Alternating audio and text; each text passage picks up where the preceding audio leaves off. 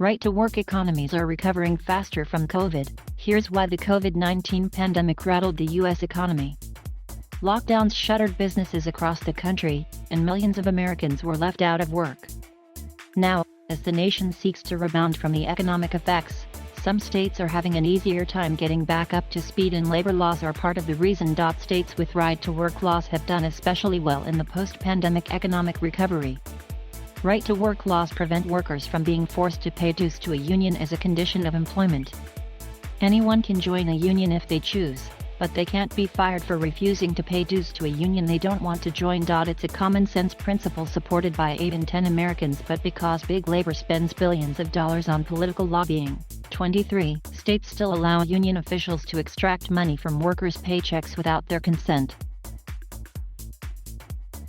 The 27 right-to-work states that don't allow forced union dues have far better job growth. In the decades since 2010, the total number of people employed in right-to-work states grew at more than quadruple the rate of forced unionism states, according to an analysis from the National Institute for Labor Relations Research. That's no surprise.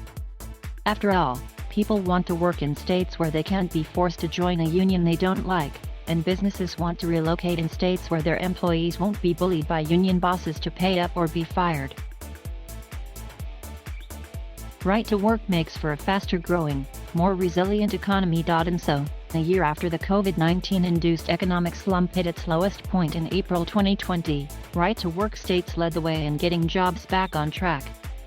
In right-to-work states, the number of manufacturing payroll employees had rebounded 10.1% just 1 year after its 2020 lows, a bump 63% greater than what forced unionism states experienced, according to Labor Department statistics from July. It's another clear indication that right-to-work makes for a faster-growing, more resilient economy. Of course, state governments also played a role in speeding up, or slowing down, the return to some kind of normalcy. To have a well-functioning state government, it's better if self-serving union bosses aren't calling the shots. As the pandemic abated, in states where union bosses have enough political influence to keep popular right-to-work laws from passing, they also had the leverage to extend COVID-19 lockdowns well past the point when they were scientifically justified. Teachers' unions fought tooth and nail to keep students out of the classroom, making life harder for working families. They didn't just ignore science that suggested children are far less likely to spread COVID-19, they pushed to rewrite scientific guidelines to fit their agenda. States hostile to right-to-work stay that way because union bosses have the power to manipulate government policy for their own gain. That's why right-to-work state governments run better. Forced unionism states have over $7,600 more in unfunded pension liabilities per capita than right-to-work states.